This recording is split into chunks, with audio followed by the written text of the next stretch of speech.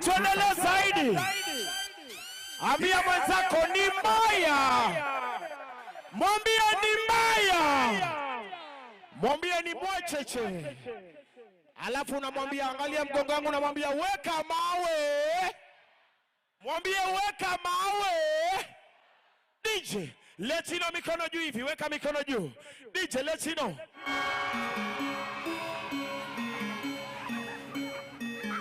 I want to see every hands in there. Wacha tuweke juu. Kama kawaida makofi. Yo.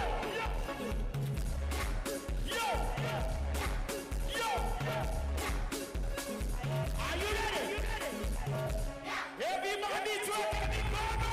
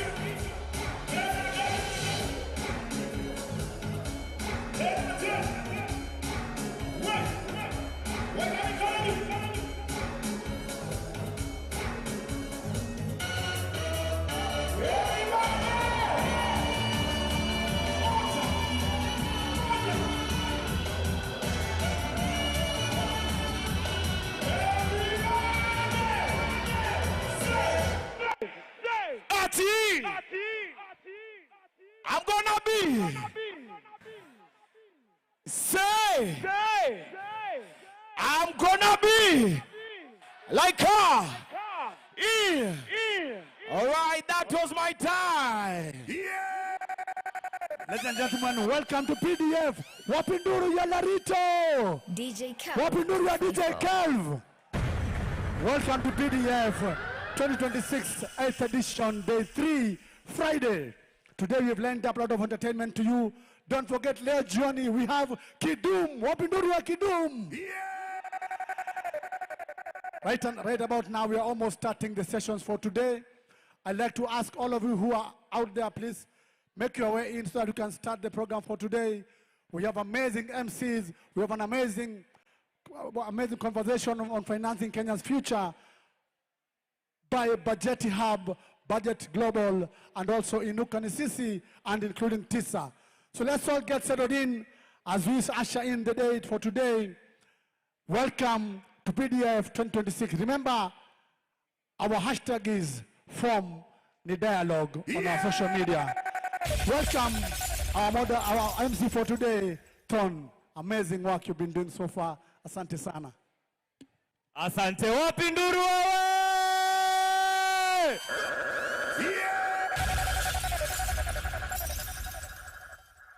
So mmesikia leo tunaongelea public debt, si ndio? Hii ndio kaunda ya majenzi. Kila mtu alisema, oh, tunakaa sijui aje. Leo tumevaa kaunda ya majenzi. We're going to talk about public debt in a few minutes. We are going to talk about power and integrity in a few minutes. And more importantly so, we are going to do that in a moderated way, in a respectful way. Sindio? Sinisawa? Aya. Instructions ni mbili, na ni very simple. Instruction number 1. Kama uko pale nje tafadhali kuja ndani, because we are about to begin. Na kwa sisi ambao tuko ndani, instructions pia ni mbili. Instruction number 1. Ukipita anywhere, piga picha. Ukiende anywhere, piga selfie. Ukiniona hapo nje, niite nikuje nipige selfie na wewe. Sawa sawa? And then immediately umefanya hivyo, kumbuka hashtag ni form ni na nafaa nione hiyo hashtag.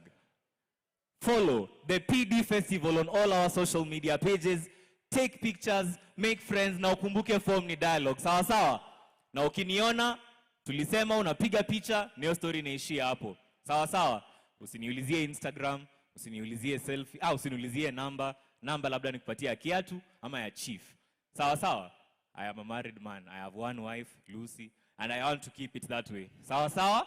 Lakini naweza kupatia namba saizi. So kila mtu achukue simu, kila mtu atoe simu, kila mtu atoe simu, kila mtu atoe simu, kila mtu atoe simu. Kila mtu atoe simu. Sitaki kuona mtu ametoa simu hii side. Neki na waona. Kama umetoa simu, namba yangu ni *459 *254#. Kila mtu ameshika namba yangu, si ndio? *459 *254#. Make sure umefanya vitu mbili. Kitu ya kwanza, make sure umeregister at number 1, mahali imeandikwa plenary. Sawa sawa? Ukimaliza kuregister plenary, chukua namba yangu tena, *459 *254#. Chukua namba 10. Kuna mahali ya kuweka feedback hapo. Kama MC amebo, kama watu walikaa sana, kama ukula lunch, weke hiyo feedback yote hapo. Sawa sawa?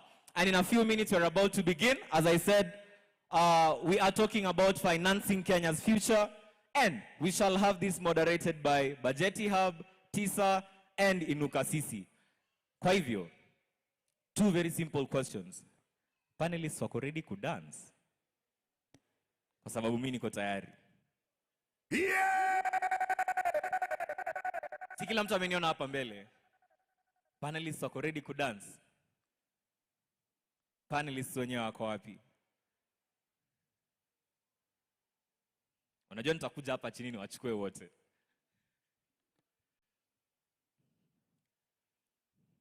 All in all, ladies and gentlemen, remember you are at the PDF 2026 #form ni dialogue. Kila mahali unapita, make sure that 1, umepiga picha, 2, umetag the PD Festival, and 3, umetumia #form ni dialogue. 4, make sure that namba yangu ni *459 *254#, and every chance you get, you register. And I will repeat this announcement as well. Kwa wale ambao tuna celebrate Ramadan, and we're observing the holy month, tafadhali, kuna hii tent iko pale juu imeandikwa YSB, alafu sasa kuna tent juu yake.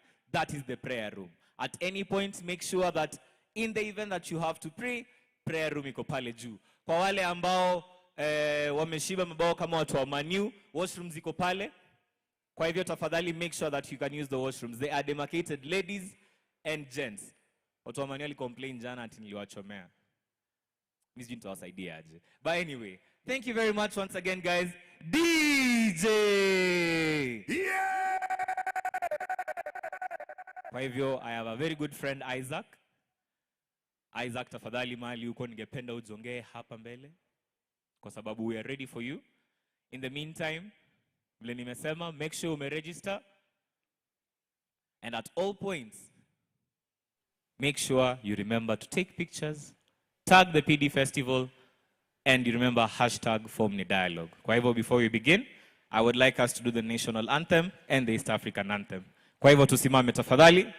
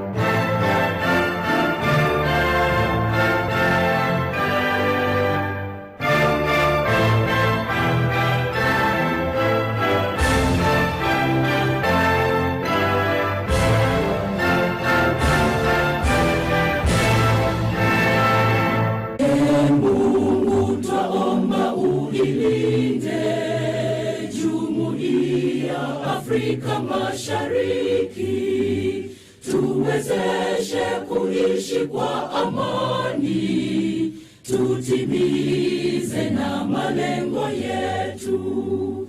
Jumuiya yetu sote tuilinde, tuajibike, tuimarike. Umoja wetu ni nguzo yetu, idumu jumuiya yetu. Yeah! Asanteni sana, tuketi chini.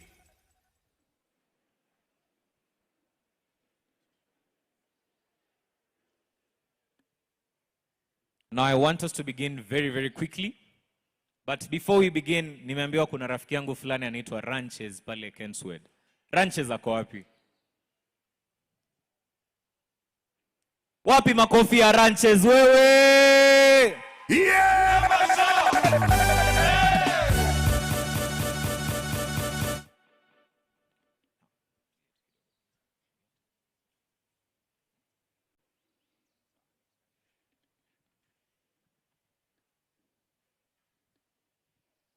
Thank you very much.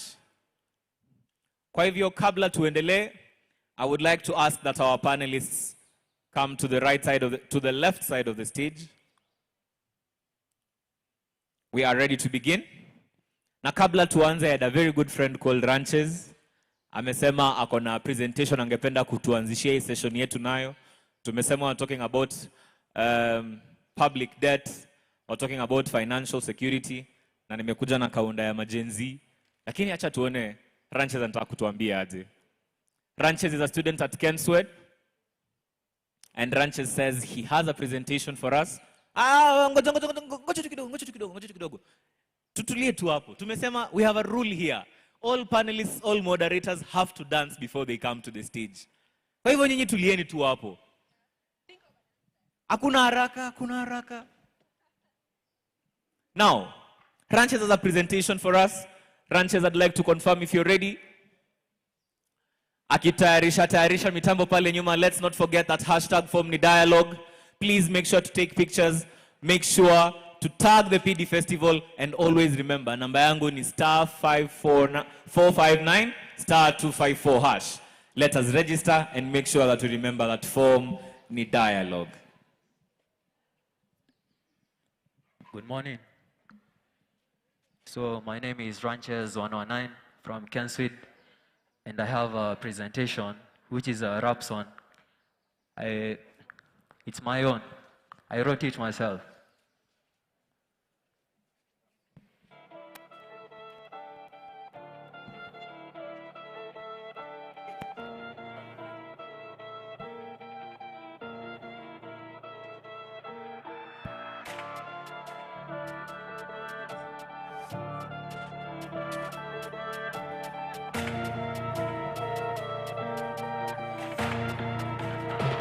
Yo, I love Jesus and I'm saved. In Him alone I trust, and my whole life has changed. The devil has no chance, he has washed my sins away.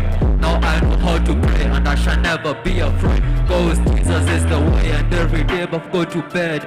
Give me a second chance, that's why I call you Jehovah. The power never ends, and every day I sing Hosanna, I give you all. In presence I call me myself to you, cause I love you never. I thank you God, because of the great I even thank you for this day. Look at chance and give you glory and God be present. All of Jesus, this is the word and all of Jesus to be sent. Give me attention on the way, know you're dead, He will pay. Jesus my closest friend, blessed me while stealing. When I wake up I just feel so blessed because He has renewed my strength. Jesus very best, He never put you into test. To never leave and cheat the elbow down to it and to excel. God, you redeem my heart. That's a call you for redemption for the corners of the world. You are known by all the nations when the devil bring his trouble. Save me from his temptations, because you save my soul. You are the heart of my salvation. I love Jesus and I'm saved. In Him alone I trust, that my whole life He has changed. The devil has no chance, He has washed my sins away. Now I know how to pray, and I shall never be afraid. Cause Jesus is the way, and every day I go to bed. Give me a second chance, that's why I call you Jehovah. The power never ends, and every day I sing Hosanna, giving you all the praise, and I call me redeem myself to you, cause your love will never. I thank you God because I'm greater. Even thank you for this day before me change. I put intent to give you glory for the praise of follow Jesus. It's the way to follow Jesus will be saved. He will change you on the way. Though you're dead, he will pay. God, you redeem my heart. That's to call you for redemption for the corners of the world. You run under all the nations and the devil bring his trouble. Save me from his affliction. Save me goes to save my soul. You are the hand of my salvation. Yo, be blessed. Yeah!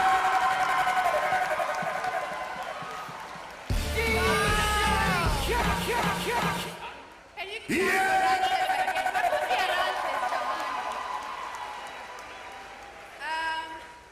did you practice at a mimi rap? Do I look like someone who can rap?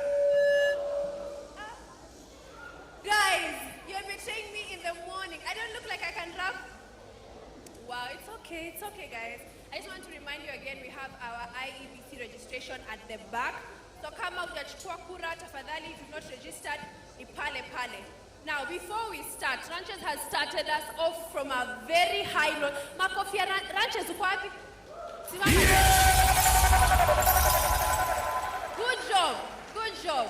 You will teach me how to rap since umeniambia sijui na nimechukua personal, guys. So thank you so much. Now, guys, who is excited for today? I am. I know. Thank you so much. No matter side ya tent, you're my favorite type of people. Hii side ingine sijui niseme nini. I want you to look at your neighbor. Turn to your neighbor. Mwambie, were you here yesterday? Were they? No, mupe Max, mwambie sijui tukufanyie nini. Look at your neighbor again, mwambie, if you were here yesterday, what did you get? Your best akona content. Akonayo? Ana, tafuta neighbor mwingine. East side, does your neighbor have content? Okay, amesema kuna reason alikuwa hapa. Okay, sawa. You've now become my favorite part of the tent. Now, guys, I want to recognize a few people who have joined us. Even as we start and before we start this amazing budget talk for today, before we introduce them, allow me to recognize our leader here, Peter Munya, who is the PNU party leader, and your team. Karibuni sana. Please, mpigie makofi jamani. Asante sana for coming. We are so excited for you guys to be here. And I just want to remind every one of you here, everyone here is a leader, and that's why you're here. If you want to make a democracy sustainable for everyone, si yeye peke yake. It's everyone who is involved here, from the students, from the panelists, from the moderator, and every one of you here. Sawa? So clap for yourselves, please, for coming here. Since Wednesday, Thursday, now Friday, that is no mean feat. Na najua hii baridi ilitufukuza kidogo, si ndio? Nani hii baridi ilisumbua asubuhi? Ulingangana kutoka kwa kitanda? Who else really struggled to wake up in the morning? I know. Thank you so much for your time. Huyu ni kama najiongelea. Ni mimi najiongelea, by the way, si hata mtu mwingine. Thorn, are you ready to introduce your team and who's coming before today? I mean, yes. Okay, absolutely. Please take the mic. DJ. They have to dance, guys. If they don't, marks are out.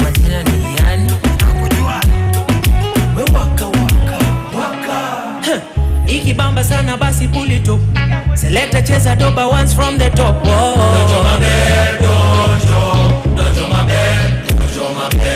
Tunisha speaker, mashito. Mtu anaiba exam hapa. Kuna mtu anaiba exam. Unajua hadi tuko na IBC pale nyuma. Hii ni irregularity hii. We demand a recount, si ndio? Kabisa. DJ.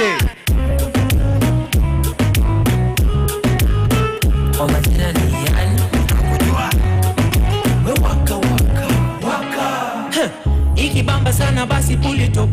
Select a cheza doba once from the top.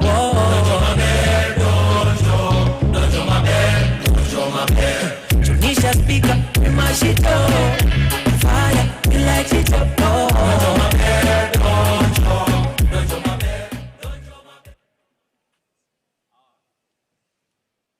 Arudia. Awarudia maybe exam, si ndio?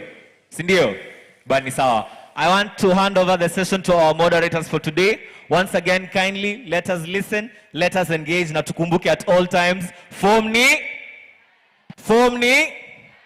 Over to you. Thank you very much.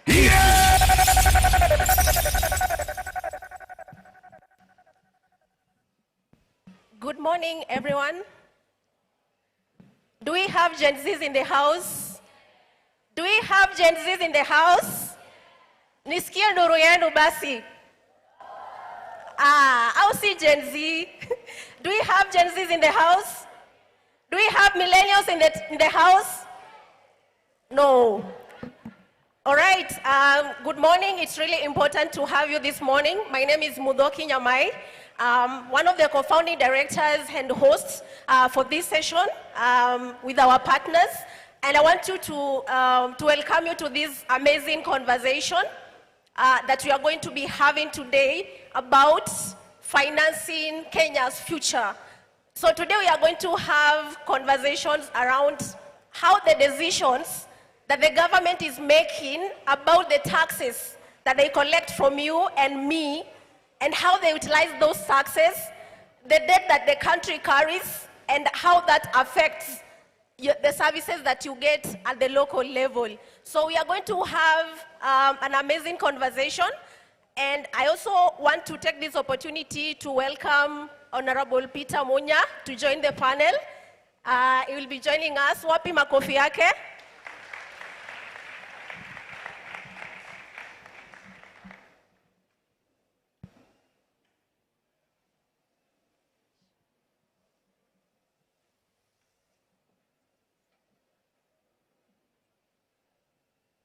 Around over session paper that we have done around public debt.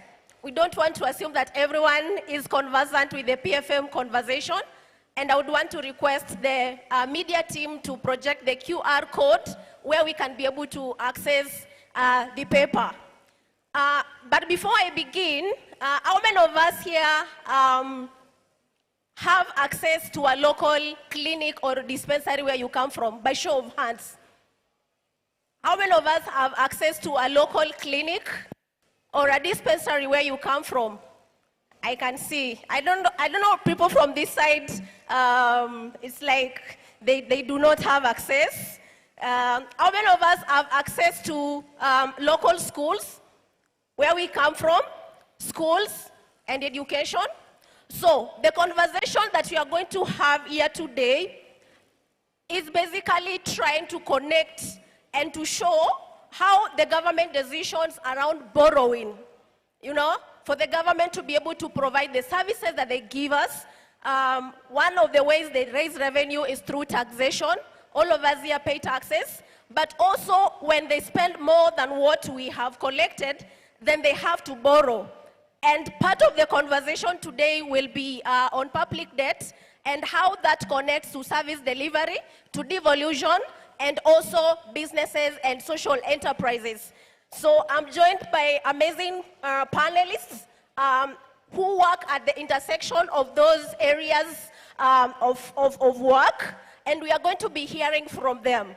We are also joined by Honorable Munya. He's very keen on devolution, and we are going to hear his thoughts around that. So because of the aspect of time, my co-moderator today is Cuba. I want to give him this opportunity to introduce himself. Good morning, everybody.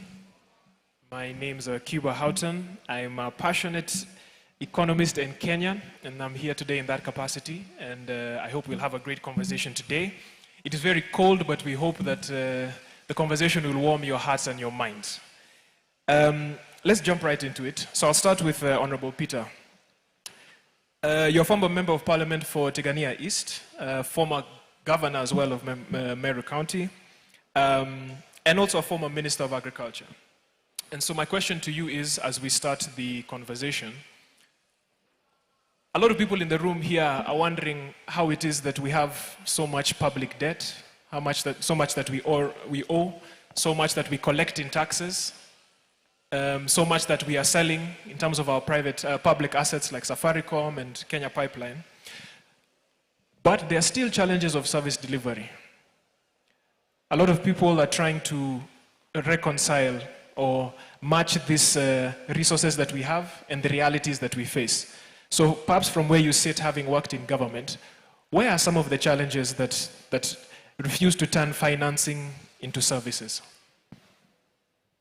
Yeah, well, it's true what you're saying, because our public debt has been increasing exponentially. If you look at the Kibaki years, even though there was borrowing, the borrowing was not so big. There was some kind of logic in the borrowing. That's why when some of our key infrastructure, like the roads around Nairobi and the superhighway to Thika, were built. But over the years, that borrowing has kind of become like almost a frenzy. And it's very difficult to locate where that money has spent in terms of value for that money. So the biggest issue where we can locate the problem is actually the failure of the oversight institutions that are given mandate by the people of Kenya to ensure that those resources are properly spent.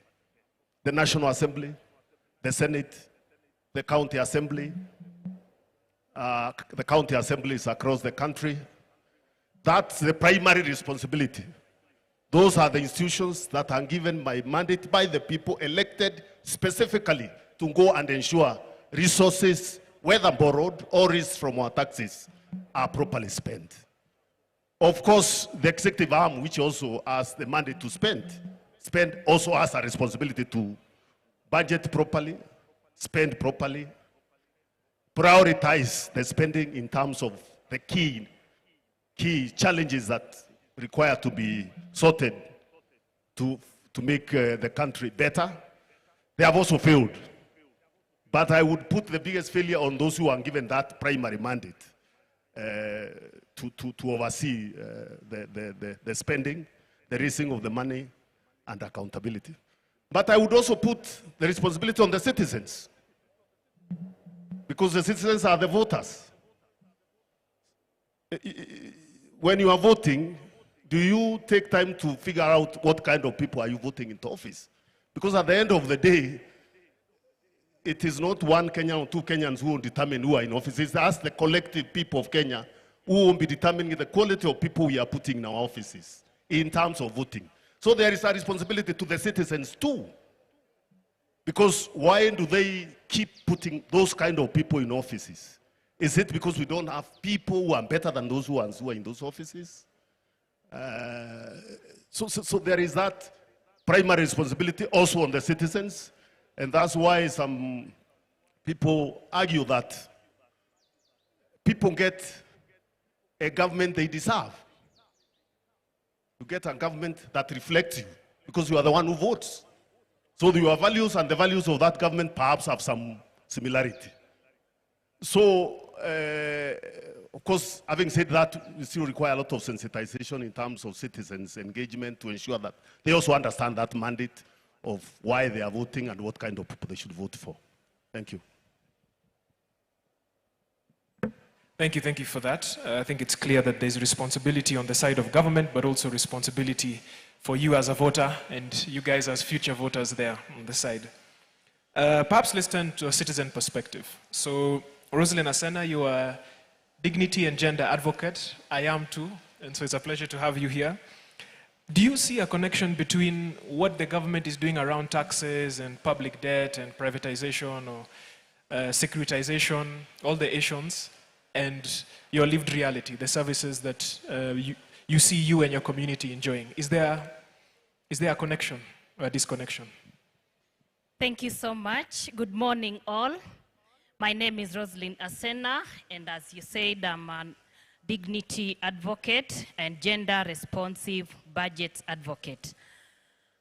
You've asked if there is a connection. Yes, there is a connection. Because if you come on the ground and on the grassroots, you will find there are institutional, education institutions, they are there. they exist. Health institutions, they are there, they exist. If you talk of employment, it exists. But the question is affordability, accessibility, and quality. So there is one thing, existing and access, existing and affordability, existing and quality. If you go to primary schools, ECDEs, you will find that the structure is there, but is not, sometimes you find that teachers are not there.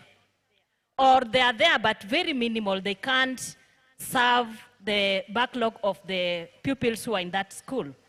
You find that in hospitals, sometimes you will find patients being lined up to share beds. You find that there are no drugs. There are no special doctors to look at special cases at primary level, so that if I have a special case, it doesn't have to go to Kenyatta Hospital to be diagnosed. There should be a special doctor at the primary level to assess it before it gets to a level that it will cost even the whole government. So there is existence, but there is no affordability, there is no accessibility, and there is no quality. Thank you. Awesome. That's very clear. That I think unpacks the fact that there's a disconnect, that resources are being collected for these social services, but still, as much as they may be there, they're not affordable, accessible, and of good quality. Allow me to turn to Eunice. So Eunice Kamau, you are the Program Officer for Enterprise Development at Inuka Kenya Nisisi. And my question to you is about the people in the room here who have businesses. So who here has a business of any kind? Registered in KRA or not? Thank you. It's good to see not as many politicians raising their hands. So one of the most popular budget documents or budget decisions that has come about is the finance bill. For the last now 3 years. It's almost to the point where the government is, when you say government, you almost mean taxes. So I'm curious from your perspective and from your work, how is it that you see the government's actions around debt, around taxes and taxation affects medium to small enterprises, especially in terms maybe of the cost of doing business or the difficulty of doing business? Thank you for the question. Good morning, everybody. All protocols observed. My name is Eunice Wanjiko. I work with Inuka Kenya Nisisi. At Inuka Kenya Nisisi, we have a philosophy, the Nisisi philosophy, where we believe that Kenyan problems have Kenyan solutions. And it is very good that we are having this conversation at this dialogue, because it is here that we will come up with solutions to the things that concern us. Going back to the mid-2000s, that is when the conversation on the youth bulge began. And it then follows that a lot of enterprises in Kenya are owned by the youth, but they have a threefold challenge. They have a challenge of access to financing, high operational costs, and low consumer uptake. So VATs and levies on essential inputs increase production. Look at a guy selling smocha at the corner of a road. If there's an adjustment on tax of between 2 to 5%, you find that where he was making a profit of about 1,000, that adjustment reduces that cost by more than 3/4 of that. So that has a very direct effect on the small businesses. Again, small businesses rely on transport, they rely on packaging, digital. All these are affected when there's an adjustment on the taxes or on the levies. Then there is a reduced disposable income among the consumer. If you looked at the Daily Nation on Monday, there was a breakdown of someone earning 50,000 Kenya shillings. And after they pay the basic requirements, they are left with only 11,000 to pay school fees and do other things that are required. And that, again, is not feasible. Looking at a family, even with one child, that is not something that someone can afford. And they also went ahead to tell us that 70.89% of Kenyans are living below the are classified as low income. Then the other thing is the fiscal tightening that leads to limited access to financing. You find that a conversation with majority of youth, they'll tell us they would really love to start business. And that is why, if you notice, there was a hesitation there when you spoke about registered, because that is where the problem begins. Because nowadays, if you look back again, you would find banks tripping over each other, trying to engage members of the public to start to open accounts. But that is no longer something we are seeing. Why? Because they have somebody else they are focusing on. The government has really focused on our banks. And these banks are now preferring to lend to governments because the governments are low risk and they pay high interest. If they lend to the common 190, sometimes there's going to be default because the businesses are not sustainable because of these conversations we are having here. Then there is compliance costs. Again, it came out. And there are a lot of things, a lot of hurdles one has to jump before they are able to have their business fully registered and operational. Thank you. Thank you, Eunice, for that. It does sound like it's difficult to run a business in today's Kenya. And we definitely hope that changes as well. Angela, I'll pass the baton on to you, then to Kip, and then I'll hand it back over to Nyamai. You're the Public Accountability Officer at the Institute of Social Accountability and our Oko Ochumi lead. Thank you for joining us today. So I'm curious, last year TISA launched a governance diagnostic, what we call the People's Audit. And the goal was to sort of have a look at what are some of these systemic challenges that face government and that has faced government across many, many years. And so I'd like to link it to the conversation we're having around how is it that government's decisions around how to finance the budget, how to finance these services, whether through taxes or through debt, is affecting the cost of living for Kenyans, is affecting the economic realities that we face from the diagnostic. Thank you very much, Cuba, and good morning.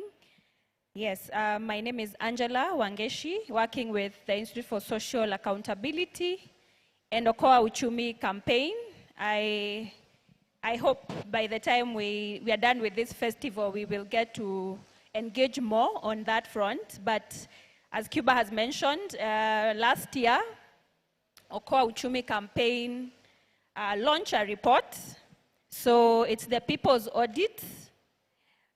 So it's just a conversation on how governance is affecting, the economy, or how the lack of it. So we are looking at the decisions that the government is making and the how. And so when we talk about how the government finances, the operations, there are two ways. So we have to raise taxes, and of course, if we have a deficit or a shortage, we have to borrow. And in this conversation, it is good to also understand that borrowing is not a bad thing. So that is where we start. But in our report, we were trying to show. I know many times when we talk about public debt, many of us feel maybe we are not affected in any way, or we try to ask ourselves, so how is this connected to what I do, to my life as a student? I see we are many of us here, so I know if we have students here, we have parents, we have teachers. But I want us to understand that we are all affected by the decisions the government make. So I know we will have these copies around, you will get to have a read. But our conclusion was that, one, in Kenya, we do not have a revenue problem. So we have a lot of resources. We have a lot of financial resources. We collect taxes. But how we put them to use is one of the biggest problems. And so when we were talking to the citizens, we were looking at how the decisions the government is making and how it's affecting them. And when we look at, for example, the taxes, we have seen day in, day out, taxes continue to grow. We have new levies being introduced. I know for those of us who are on salaries, we know. We have had new contributions coming in every year. We have now SHA, we have SHIF, we have the NSSF contributions, they keep going high. But the government is just trying to raise more revenue. And what this is doing to us is, one, we have seen the cost of living going very high. Of course, I know from the Treasury records, inflation is termed to be manageable. But I want us to look at the increase in the cost of basic things, like food, for instance. It has gone up to around 7 to 8%. So what that means, if I have to pay more for food, I have less income in my pocket. But then another thing is happening, that as the government is trying to raise more taxes, it's also reducing on spending on very basic services. I think we've had our panelists talk about the schools and the hospitals. So what that means is, if I cannot access a hospital service, I have to pay more. I have to pay more for hospital, I have to pay more for food, I have to pay more for school. And I don't know about the students, how sijui pocket money yenu siku hizi mnapewa ngapi, but I know as a parent, ikifika hapo, if I have to pay more for hospital, I have to pay more for school, kuna mahali nitafinya kidogo. And that is what is happening. And as the government finyas kidogo, they finya on the basic services. Then when you look at also the decisions, of course we are borrowing more now because, we are on a deficit. When we look at our budget, I think the projected budget for this year is around 4 point something. But we also have a deficit of around, I know probably for students this sounds like very big figures, but yes, we have a very big deficit. And a deficit means that the amount of money we are able to raise and the money we have budgeted for. It's like you budget for 500 shillings, but you can only raise 300 shillings. So this 200 shilling is what we are calling a deficit. And so we are always on a deficit, and that's why the government needs to keep borrowing more. So when we talk about that, we have seen, I think Eunice has spoken to the businesses, but there's also the issue of pending bills. So we have seen that you do business with government, but you're not being paid, because probably there's no money at that point. But you look at the ripple effect of that, is that this business person is not able to meet their needs. They don't have, the hospitals has gone high, the school fee is going high, so again, it's a whole problem. So that is why as citizens, we really need to be concerned. We need to keep our ears on the ground. We need to know what is happening with governance. We need to know the decisions that are being made. We are in the process of our budget process. We are in that phase. I hope we are also engaging to just see the decisions that the government is making and to understand how they are affecting us. Thank you for that, Angela. I think it's clear how a decision made in the Houses of Parliament can actually affect the small things that we take for granted already in our lives. I turn now to Kip. So Kip Korir Biagon is the Senior Programs Officer, congratulations, for Budgeti Hub. He's the Fiscal Research and Innovation Lead, also at Budgeti Hub, and that's a leading economic and public finance think tank here in Kenya. So I understand you've been doing research into this issue of public debt. And I tend to be curious, which is that because of the idea that Kenya is not the only country that borrows, right? There are many other countries around the world that borrow, but not all these countries are facing issues. Not all countries have mandamano every year, right? So there must be something that's going on. And so I'm curious about the relationship that you found between public debt and social services in Kenya, and also what are some of the issues that, if addressed, could actually change that relationship? Thank you. Thank you, Cuba, and all protocols observed. My name is Kipori Biakon, and I work with Budget Help. And where I will start from is the debt issues probably are not current, like they have been there. And when you look to previous years, they had been raised even in like 2010, 2012, like the issues on public debt were raised. But then, and also when you look at the world, like we were saying that you have 235% public debt of the world GDP. And even Kenya is not at that level. Like we are still at around 60-something% of our GDP. But then, why is it that in Kenya it's still, we have a lot of challenges compared to even those other countries which have even more debt than Kenya? But also we have to think around to see the population that we have in Kenya, which is pretty a young population. And also when you try to compare with poverty. So we are saying that about 20 million Kenyans live below poverty line, around 39.8%. It also means that the demand for public services in health, education is a bit high. Like they depend on public services that government is offering. So in our study that we did, which was just looking at the social cost of public debt, and it looks over 30 years, since 1993. So we found that so for every 100 billion borrowed in public debt, so it leads to about 30 billion lost in sectoral, in social service sectors, so health, education, and social protection. Like that's what the amount that is lost in the coming financial year.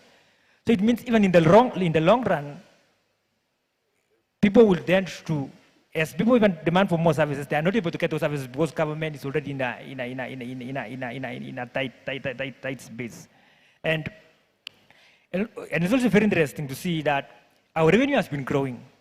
So we are saying revenue has been growing, our economy has been doing a bit well. But why is it then the challenges are still there? So there was one obvious solution that we somehow came up or we agreed on in that paper.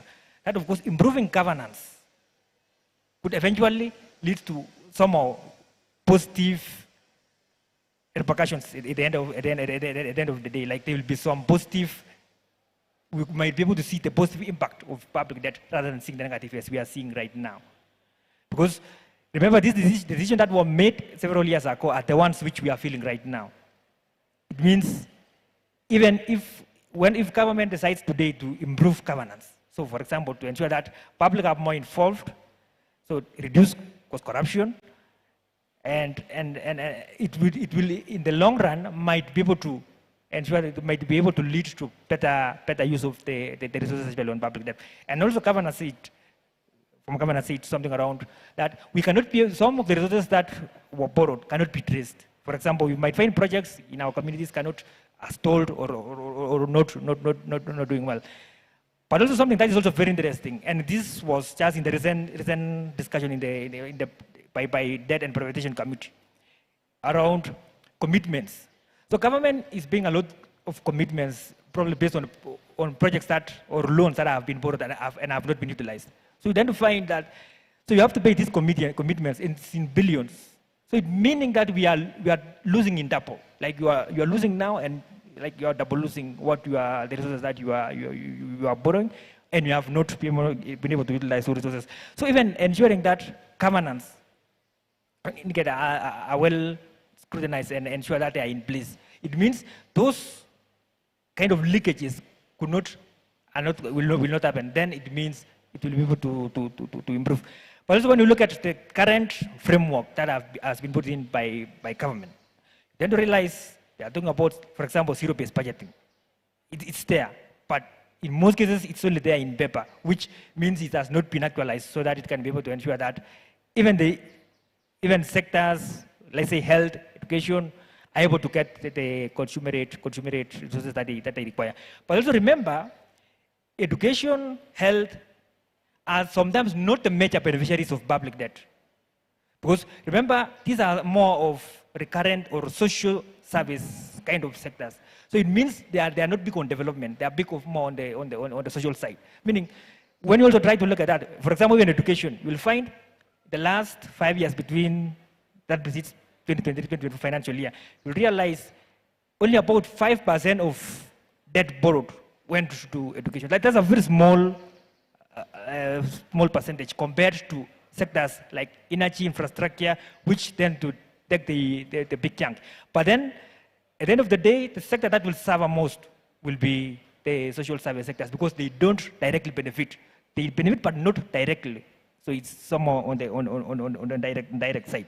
But of course, there are many reforms that should come into that. Thank you. Thanks, Kip. And where can we find the paper if we want to read it in detail? Yes.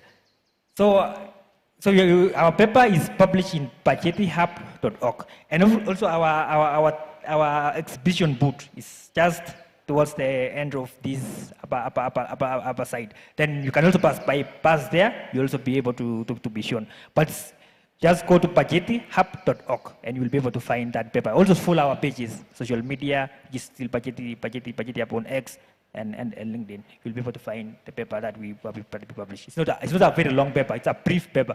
So you can read in one sitting. Thank you. All right, thanks for that, Kip. It's very interesting that of every 100, roughly 100 shillings that we borrow, every time we borrow 100 shillings, 30 shillings goes missing from the three sectors, the health, education, and social protection. That's very interesting. Now, before I hand it over, Nyamai, there's a burning question that I have. Kip, you mentioned something, a word that's very well known in this country, which is corruption. Yesterday, as I was preparing for this session, I read a very interesting research paper, and my question is actually to Honorable Peter. It was a study of 106 countries. And it was looking between 1996 and 2012. And it essentially found that corruption, an increase in corruption, led to an increase in public debt. An increase in corruption led to an increase in public debt. So I was actually curious, I've always wanted to ask about the connection between these two, especially for someone who's worked in government. Do you feel that there's a relationship between public debt and corruption? Explain for 10 marks. I was saying you can explain the connection. Yeah. Now, the connection between corruption and the increase in public debt is obvious. Because government resources are spent in providing services and providing infrastructure, paying salaries and all that. Now, when you are determining the costs, valuing what you need to spend on value, if there is corruption money, you are providing, giving a tender to someone in exchange for money. Now, if that person has to deliver that service, he has also to earn the cost of corruption on top of it. So that's an obvious linkage between corruption and debt. So that the cost of public services, public programs go up because there is an element of corruption that is involved that increases the costs. The other obvious thing is, of course, when you are budgeting, you are likely to budget for things that matter to the people. You budget for things that are likely to generate money for you or for whoever is involved in corruption. And that's why some of the key sectors that we are talking about that are critical, that provide critical services like health, education, suffer because they don't provide a big opportunity for corruption, like, for example, infrastructure. You are putting up a big dam. It's easier to overprice it because the ordinary citizens won't understand it as easily as they will understand, other normal things that they deal with every day. And that's why you see a lot of phantom projects increasing over the years.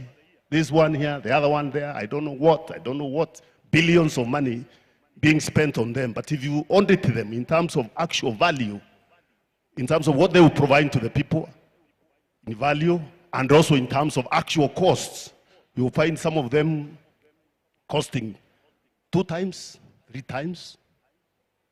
And the biggest problem with that is that actually many of these projects are using borrowed money. So when you're borrowing 50%, what it means is you're actually mortgaging the future, because you are leaving those, because debts are future, money you are taking now to be paid in the future. What does that mean? It is young people like those students there who will be adults then, or who will be paying taxes then.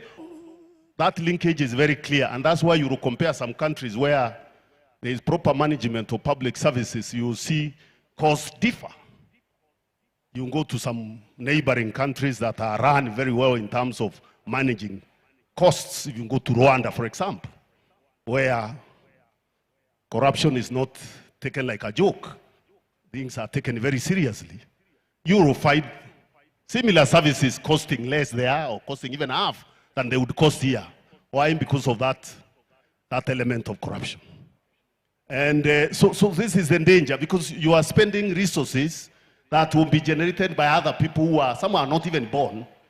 And therefore, it is actually stealing the future of those people who are yet to be born, and the young people who are yet, to participate in the economic life of the country. So it is it's something that has to be addressed in very, very serious terms. And as I was saying, if oversight institutions are captured, they are the ones running those businesses. They are the ones being given those jobs to go and do. You are a member of parliament, you are a tender, you are a contractor, a road contractor. How then can you guarantee that that road will be done properly? If you are the one oversighting the spending of the money, and you are also the one who is doing the job. So you can see the obvious relationship between corruption and the spiraling of public debt. One of the recent things that has taken place, for example, is the issue of using the fuel levy fund to borrow money. Now, this money is meant to maintain roads, to build roads. Now, because you want to make many roads or repair many, you take that money, instead of you go and borrow with it. From the information we have, is that the fuel levy that will be generated between now and 2032 won't be spent in servicing loans that have been borrowed. So this is the stealing of the future that I'm talking about. And it is something that must concern the citizens. You know, citizens must rise up and realize they are the ones who put government in place. They are the ones also who must make the government to account. And they are the ones also who remove governments. They should not put government and then sit back and assume that there is somebody else who is going to do it. Especially in a situation where we have a state capture, where institutions are captured and they become part of the problem, other than providing the solution. Thank you for that sharp and very considerate answer. So I now hand it over to Yamai to take us through the next part of the session. Thank you.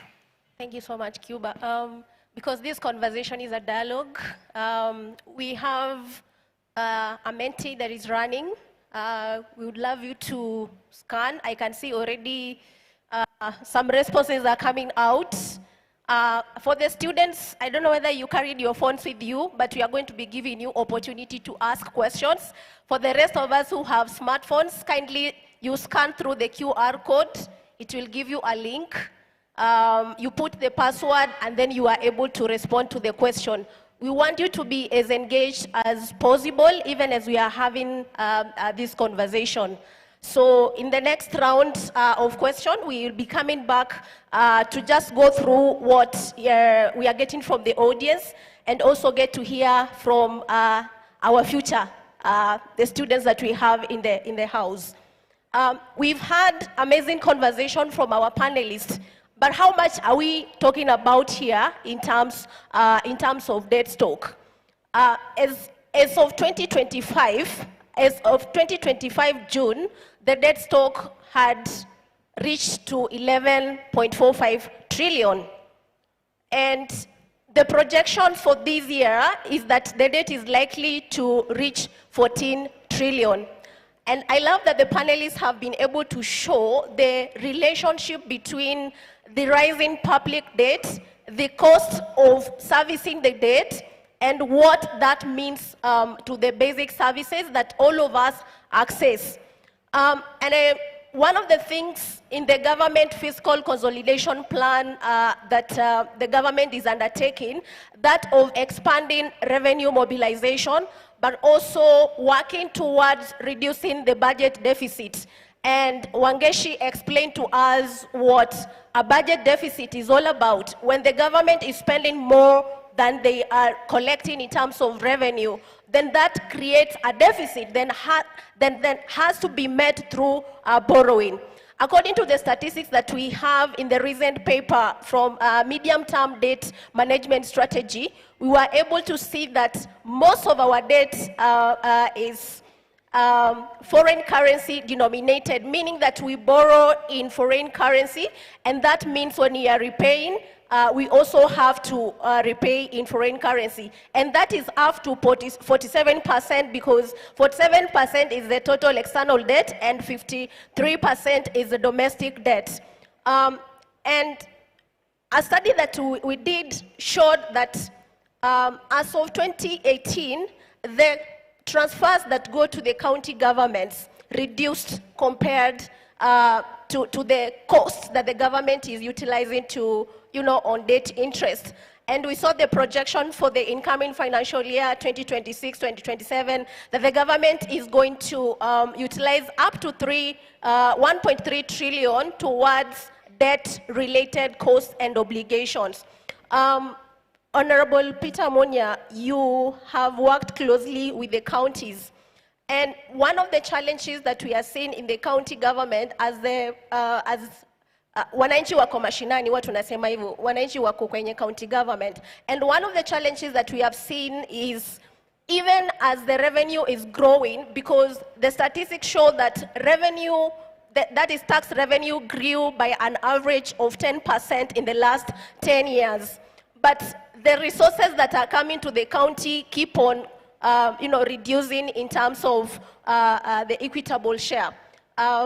What would be your recommendations in terms of sustaining devolution and financing the essential services in the county governments? Yes, indeed. You have the specific statistics in terms of reduction, but it is obvious that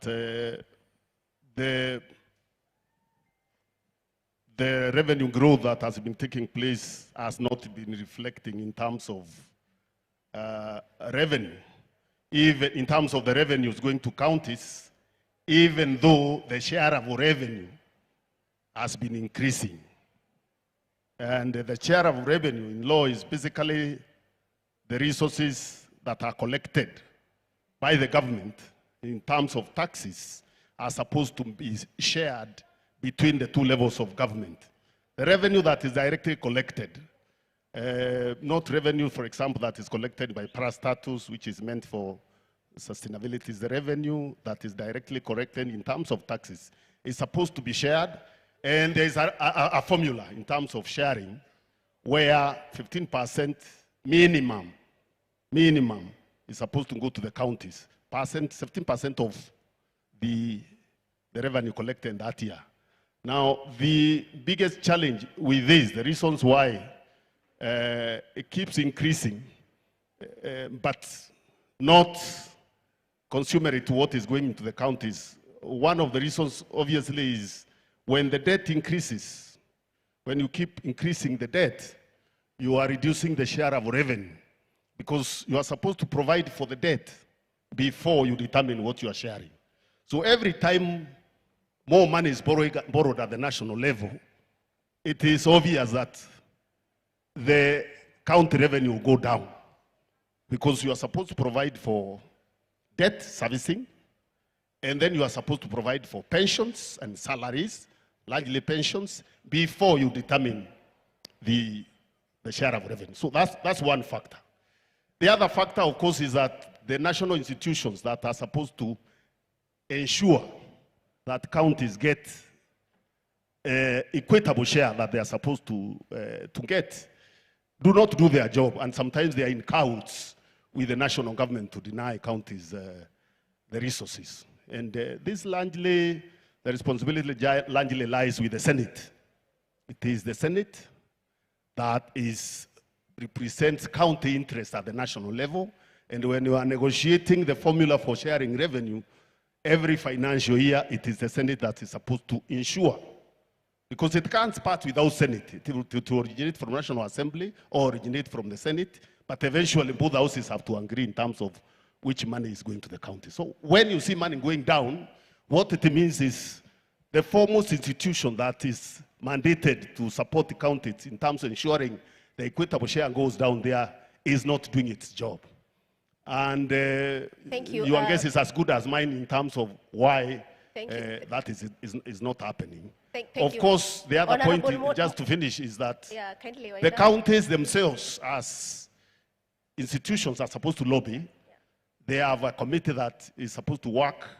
There is a summit that is supposed to sit to work with the national government to ensure they get, which is also not working at this moment. I will be coming back to you, regarding the issue of oversight. Asena, working with the community, when you hear that most of the resources are going towards debt servicing and more so the interest, as a community person, what concerns do you have? Thank you so much for that question. What happens and what should be noted is that these statistics and numbers and budget, we need to realize that there are lives behind those numbers. There are lives of persons with disability. There are lives of women. There are lives of youth. There are lives of children. There are lives of the elderly. And therefore, when these numbers come, when these documents come, they need to speak to the household level. They need to speak to the livelihood at the household level. They need to offer services. You cannot set a debt repayment as mandatory and you forget there is a child somewhere who would want to access an ECD which requires special needs attention. And that ECD must be functional with the teachers. You cannot set a debt repayment aside, which is mandatory, and you are forgetting that. There is a person with disability or a youth with disability who wants to access college. The college doesn't have a special needs interest teacher. We cannot allow that. If we want to improve the lives at the household, budgets must speak to the household level. Budgets must speak to people. There is a decision maker somewhere who was holding cabinet secretaries accountable by telling them, you are not showing the public what you are doing. The public does not want to see. They want to feel. They want to touch.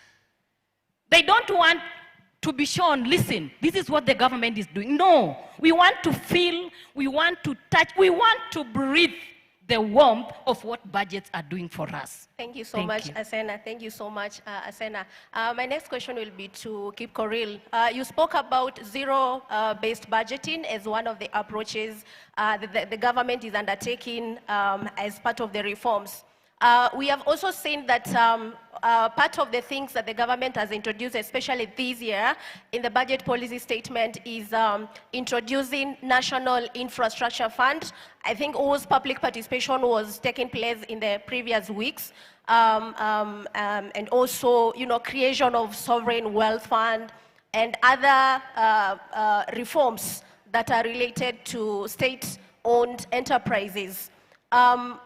With these reforms coming in place, do you see it as an opportunity for additional revenue for the government? And what would the government do to ensure there's transparency and accountability around those public financing instruments? Thank you. In 1 minute.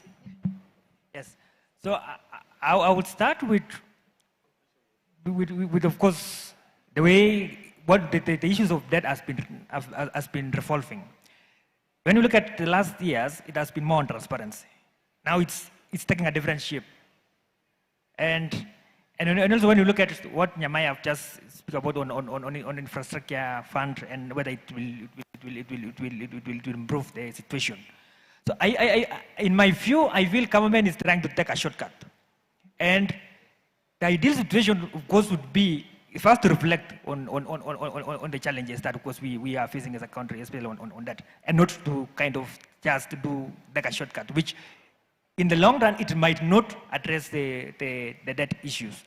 And of course, remember also, this connects also to the livelihoods, which has also been mentioned. And a very good example is when we look at the SGR, which the first phase from Mombasa to Nairobi. We have been seeing that, and these are reports that are also available in the Parliament website. So we have been seeing that the operational cost is even higher than the return. Like there is nothing that we are getting as a result of that. Then it means also we are paying for the debt that we are not getting, like there is no return on investment on that, which is still going to affect the sectors. So government, of course, should, first, of course, the ideal position is to ensure that there are no shortcuts.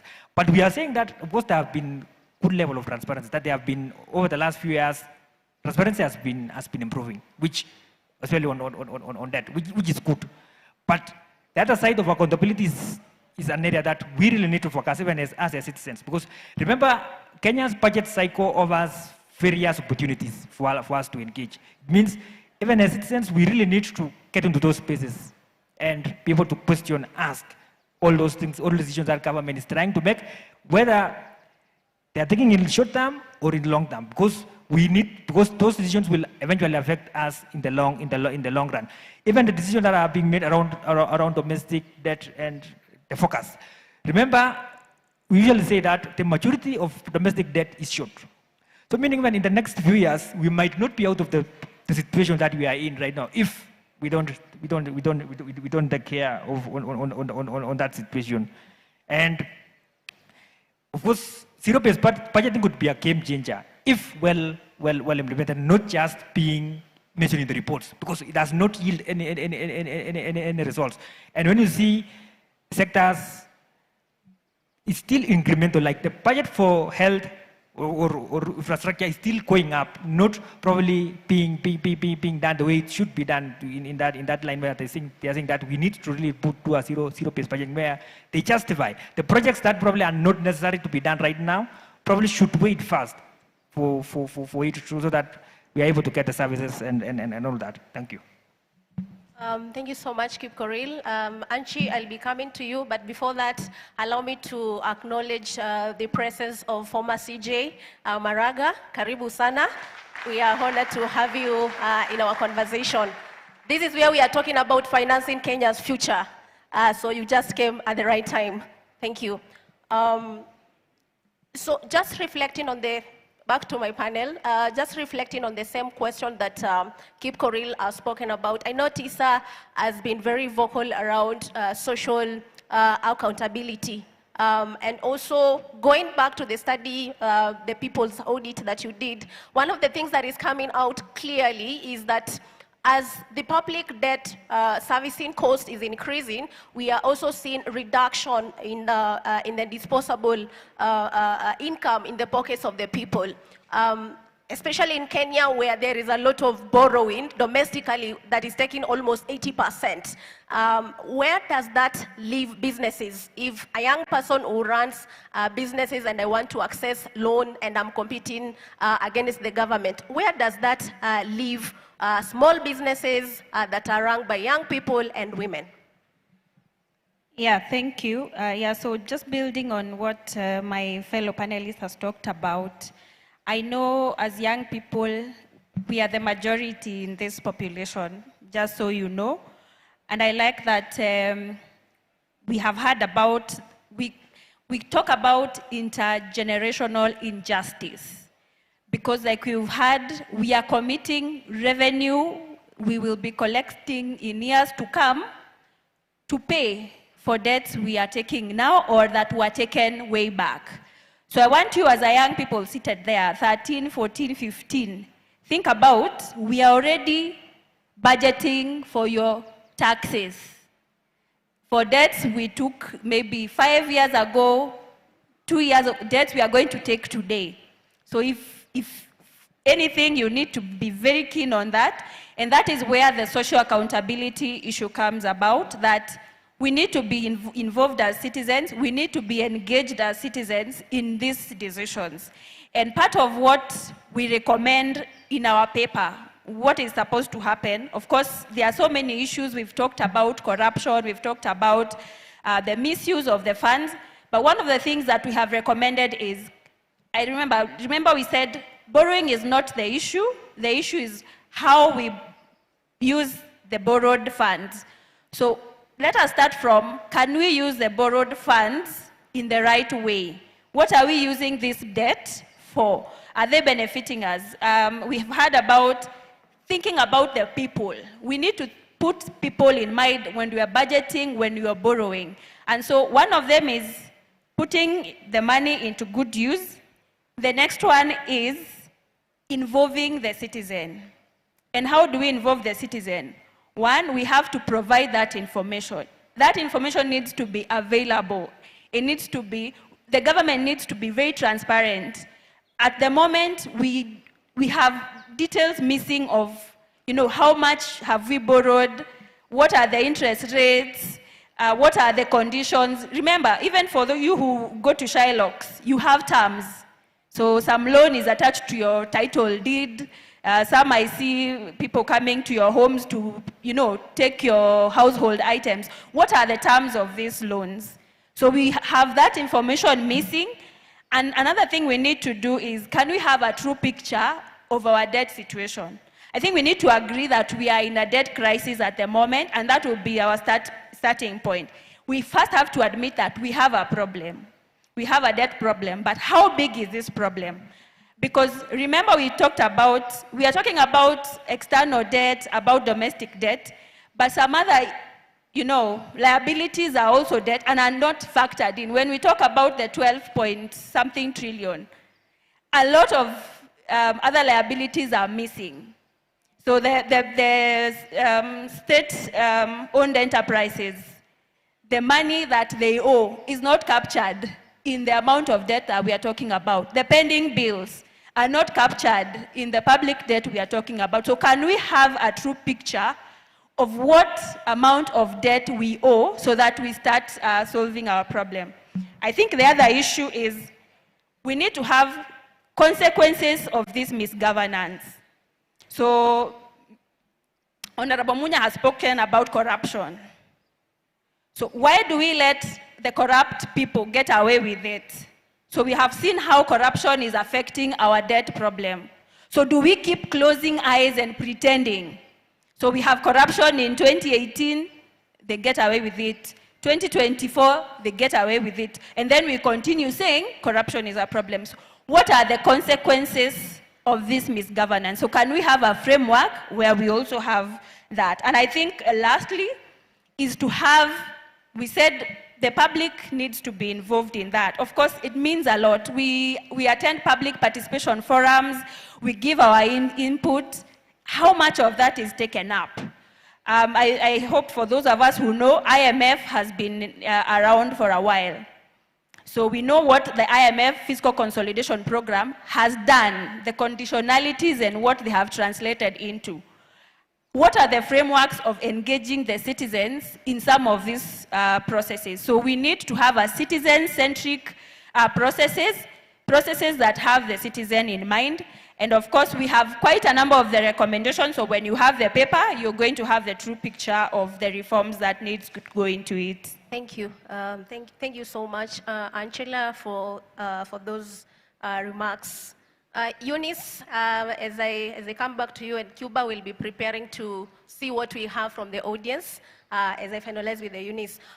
So Eunice, we have seen that in terms of domestic resource mobilization and taxation, we have seen that our revenue from 2012 to 2013 to 2024-2025 financial year, the revenue grew by almost between 10 and 12%.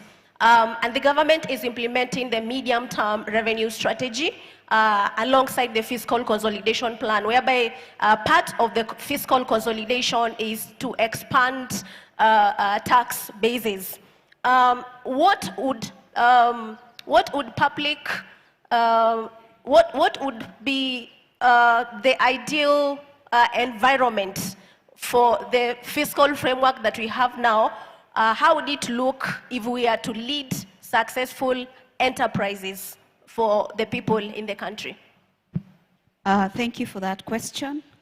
One of the things that need to be done is that the taxation systems should be progressive and growth sensitive. Looking at the young entrepreneurs who are setting up businesses, it should be simplified. There should be simplified tax, reduced compliance burdens, and graduated tax structures for the businesses that are starting, because you cannot compare those with businesses that are already established. The second thing that should happen is that government spending should prioritize productive investments. And in our entrepreneurship program at Inuka, we have noticed that the pathway has to be within an ecosystem that brings together commitment and resilience for civic participation. And we need to design fiscal policies that are responsible for managing public debt, and my colleague has spoken about that. This will enable the youth and the community members to grow.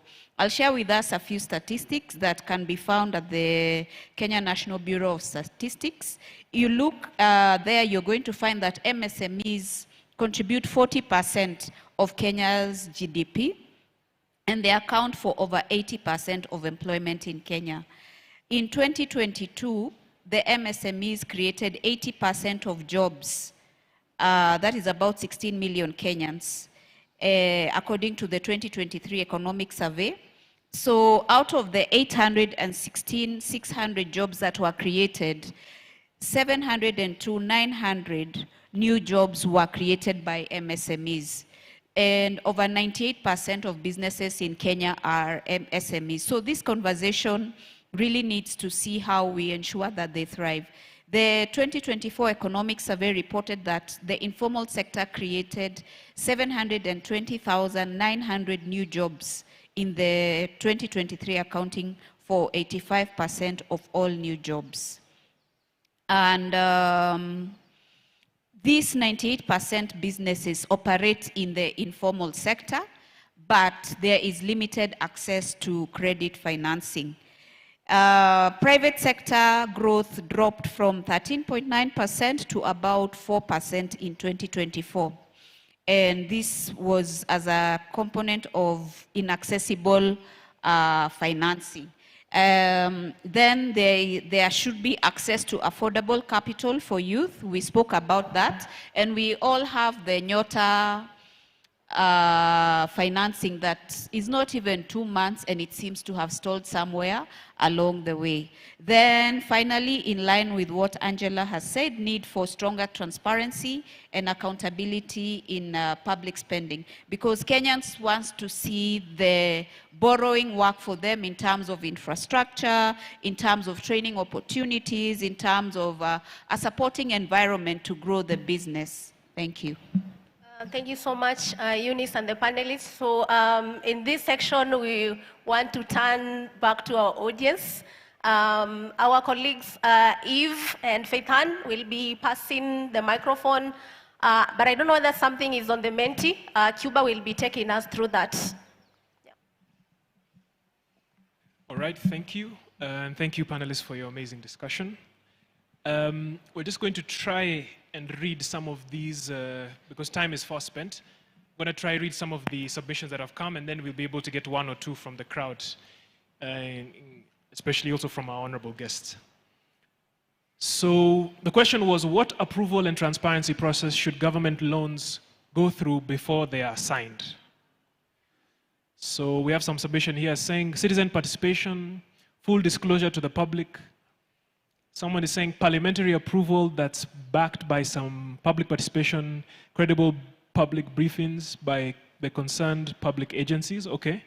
Somebody wants a breakdown budget for every cent. Okay. Public participation, not just parliament. Share the loan agreements and conditionalities. Repayment conditions and interest rates. An intensive public engagement and scrutiny. And this is a long one. Major loans should undergo parliamentary approval and also public participation. Government should know how much they would like to borrow and let that be part of the approved finance bill and appropriation. Very well put. So if you'd like to continue participating, you just go to menti.com, menti.com, and the code is written there as 89691216. So I think at this point we'll probably get some insight from the audience, starting with our former Chief Justice. We've been having a conversation about how to finance Kenya's future. And of course, next year is a very interesting year for this country. It's interesting also because the government that enters into power will have a regime during a period where we'll be renewing our development plan. Right? Vision 2030 ends in 2030. So I'm curious about what aspects of the financing of this development plan could be changed or could be adjusted in your eyes. Okay, no problem. So that's your question. At least you can sit with it. Yes, there's a gentleman here in the front. We also want to hear from students. Maybe one girl and one boy. And then, yes, okay. So we'll start with you, and then we'll move to you here. I'm Dungwa Inaina. I'm a fairly known person. I'm here in my capacity as a human rights defender and as well as representing Safina Party. One, I will only speak about 4 things and I will not elaborate. Number one is we need to ask ourselves a very basic question. What has been our structural change in our governance system post-2010 Constitution? What has changed? And I know I have engaged this with Governor Munya when he was the governor for Meru for long. Because if you don't answer that question, you keep talking about bloated wage, all those things. I'll tell you this for free. The national government size post-2010 Constitution, rather than shrinking, has actually expanded. So why would the national government be expanding when you have devolution? Yet the core functions like health, are devolved. Why is the national government expanding? First question. It's not a question. I'm putting you to the to start addressing the structural problem we have. Secondly, budget making. we have not been following the constitution in our budget making process. This is confirmed by none other than the controller of budget. And she has said this before the National Departmental Committee on Constitutional Implementation. And the members admitted. So if you are not following the constitution in budget making, so why are you complaining about the problem of debt? Because debt is a factor in the budget. Any borrowing you make must be in the budget. But has it been there? It's not.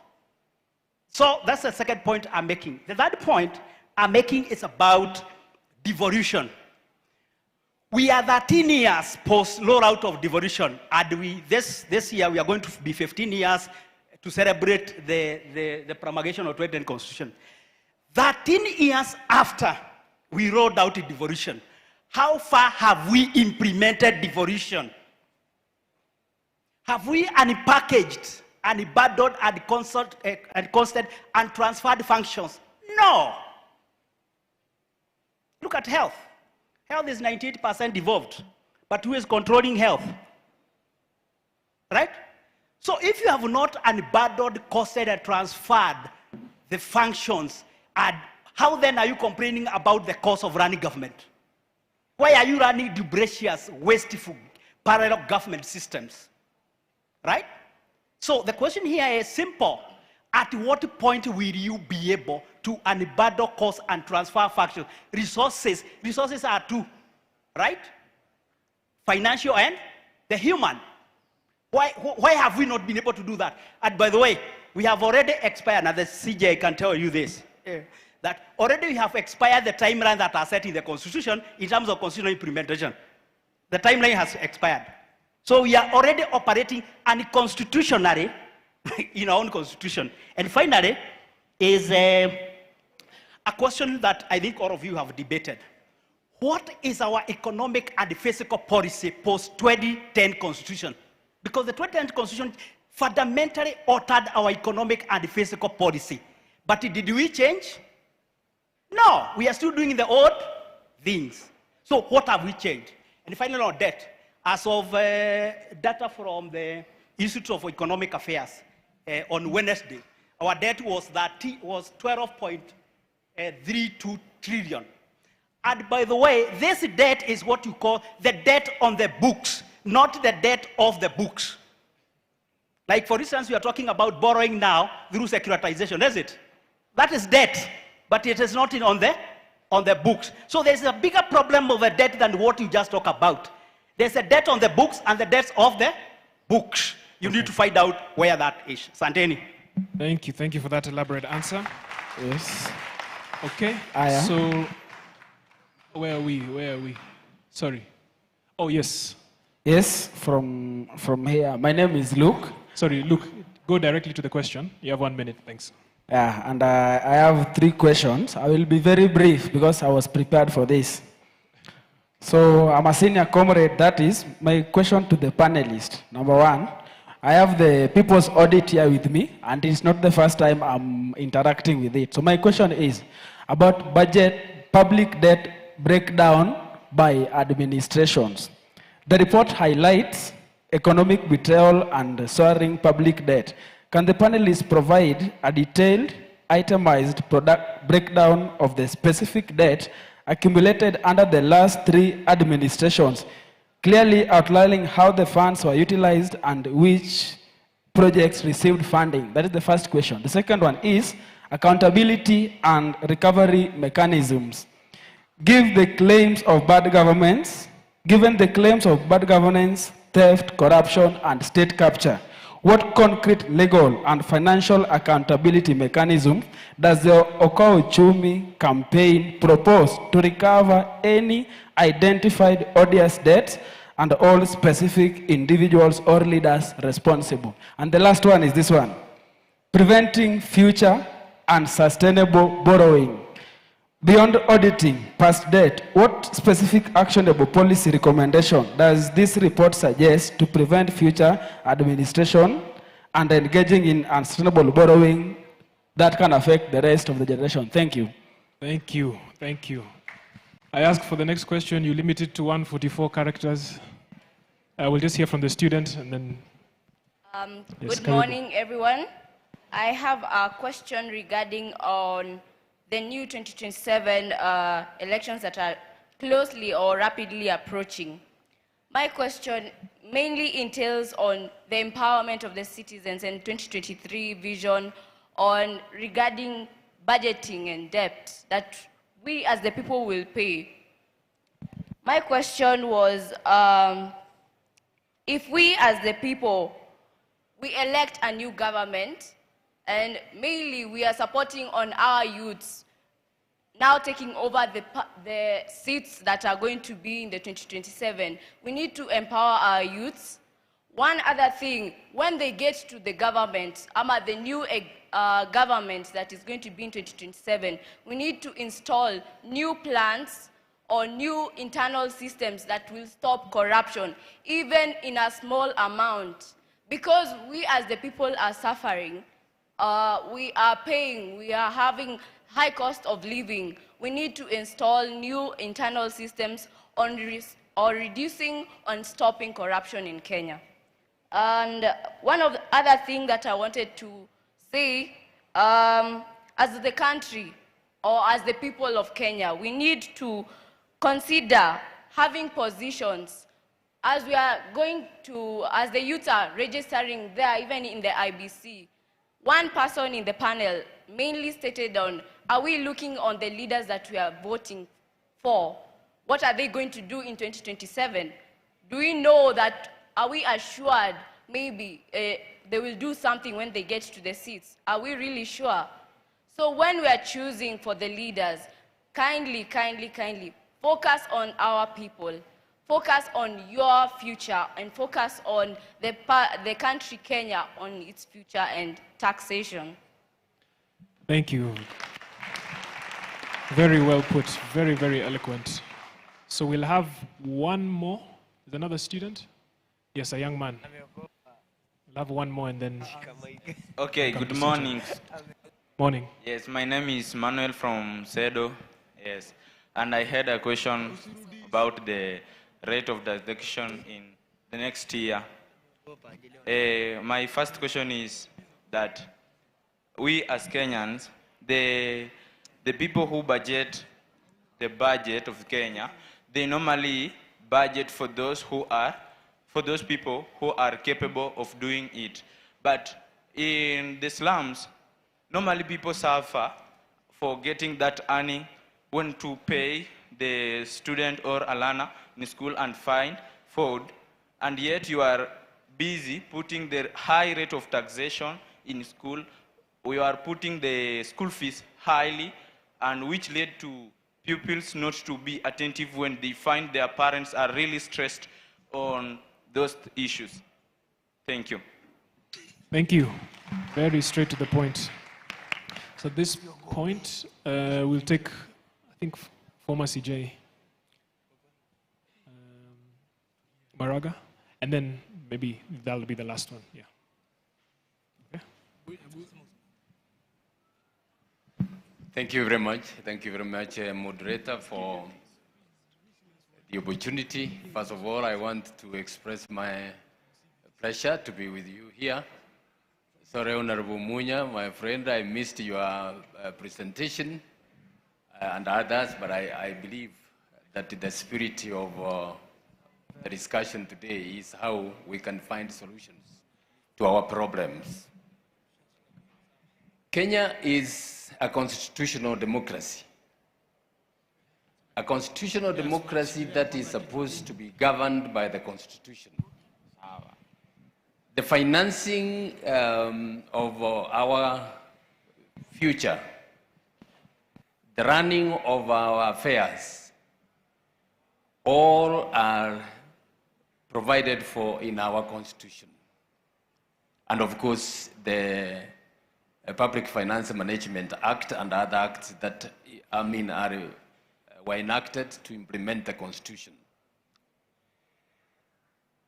All that is needed to to deal with our finances is fiscal discipline. Fiscal discipline. And this is lacking. And I can't see any time we will really come back and say, yes, we need to have fiscal discipline. The reason is that Kenya, though a constitutional democracy, as I have said, and though we have one of the best constitutions in the world, we have come up with the systems, a system that is extractive. The leaders go to a leadership position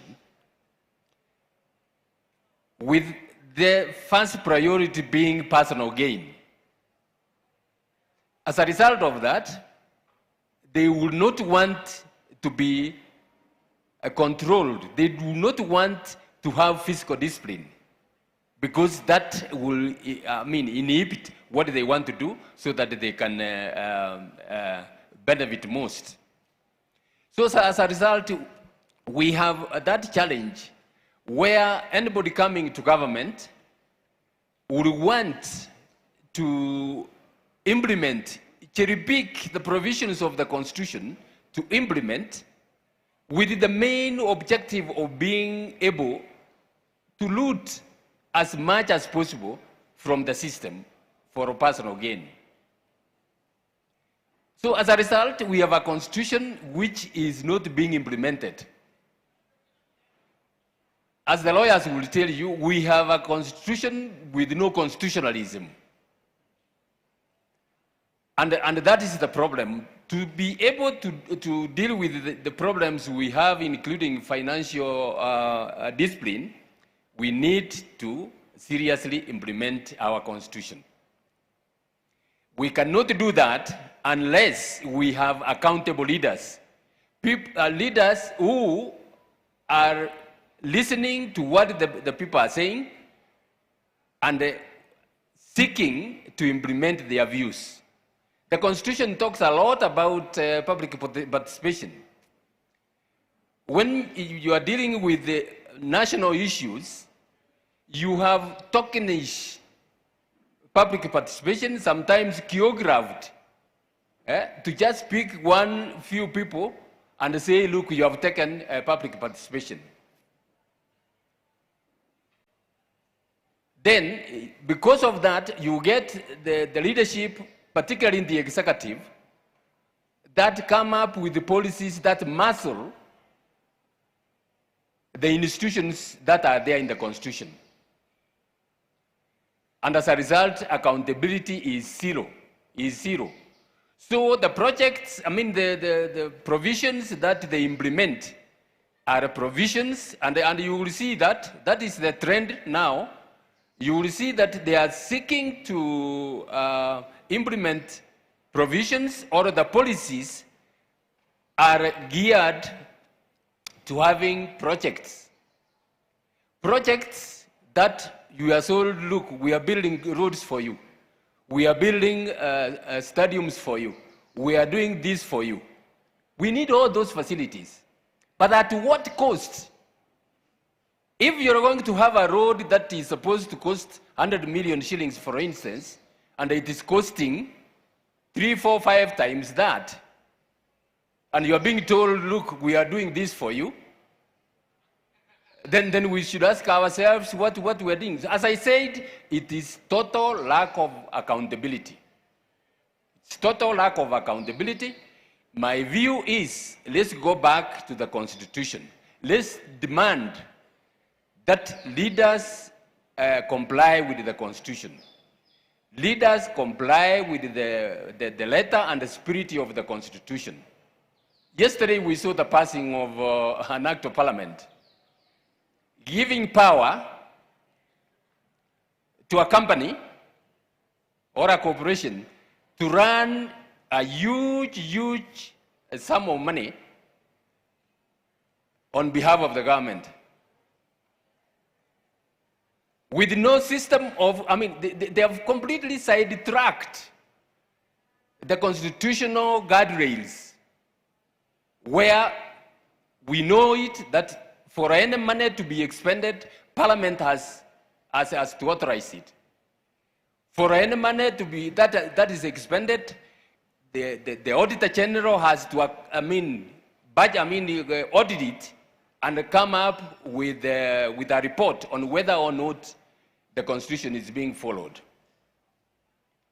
You now get acts which are being passed, which in my view is totally unconstitutional, and you spend a lot of money. So what we need for our financing is simple accountability. And we have an opportunity as a country, we have an opportunity. In my view, 2027 is going to be a critical moment in the history of this country. We don't get it right. We don't get it right, in my view, the consequences are dire. The consequences are dire. We have reached that critical juncture in a nation that you either make or break. The cost of living, the youth unemployment, the restful populace in the country is yearning for fundamental change. It is not going to be, we are not going to have cosmetic change and say, look, we are changing. Unless we all seriously put our heads together and say, this must not go on, as a country, we are going to break up. We are going to break up. As a leader of the United Green Movement and a presidential flag bearer in 2027, my view is, let's go back to the Constitution. That's why my philosophy is Ukatiba. Ukatiba is constitutionalism. Let's go back to the Constitution. Let us follow the Constitution strictly, and everything will fall into place. When you begin cherry-picking and doing things outside the law, we are going to knock. We are going to knock, and the country will be unlivable. The country will be totally into chaos, and we will all lose. Nobody will be spared. Nobody will be spared. Even those who are in power, you are cheating yourselves that because of your power or because of your wealth, you are going to be better off. My view is, let's go back to the Constitution. Let us reset our country. Let us rebuild our economy. And let us reform the systems.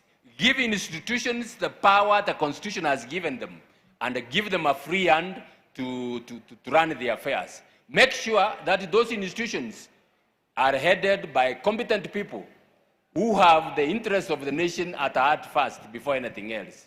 Thank you very much. It was an opportunity to contribute. Thank you. Thank you very much for that. That is loud and clear. So we'll just have one last submission for the gentleman at the front, and then we'll take questions. We'll have the panelists respond. Okay, my name is Daniel Mwangangi. I come from Meru. I am a disability rights advocate, and I'm glad today, as we dialogue here, we have two of the few genuine leaders in this country, that is Munya and Maraga.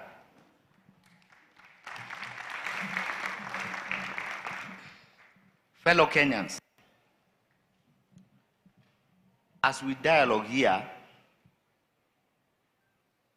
and trying to see where the problem is, let us not forget that Kenya started with betrayal. Right away from independence, it started from betrayal. And even if we talk about corruption and how many times we are going to address corruption, it won't end until we notice that there can be no corruption without betrayal.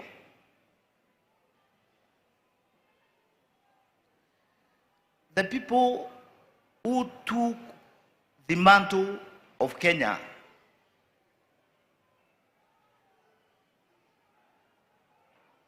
took the chains of Please proceed. You can continue. Say that when you give a autism child a fragile glass, that glass ultimately will be broken. What I mean is that the buck stops with us Kenyans. The kind of leaders that we elect to go and operationalize the Constitution and all the papers that are supposed to give effect to what has been legislated are people who are corrupt and are traitors. And you know what, Kenyans? A traitor is the fullest feared on earth. If we continue with this trajectory, then Kenya will be dead. Although Kenya is not dead, what is required of us is to awaken our people. To awaken our people to what? To awaken our people to redeem this country.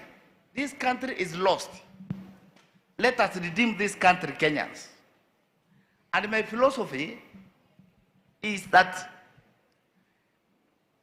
we redeem this country at what cost?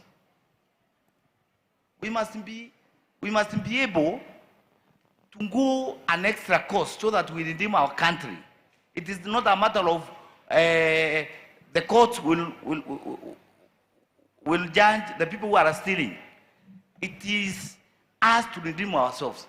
Are we genuine Kenyans? As we vote, are we genuine Kenyans? Please wind up. Thank you.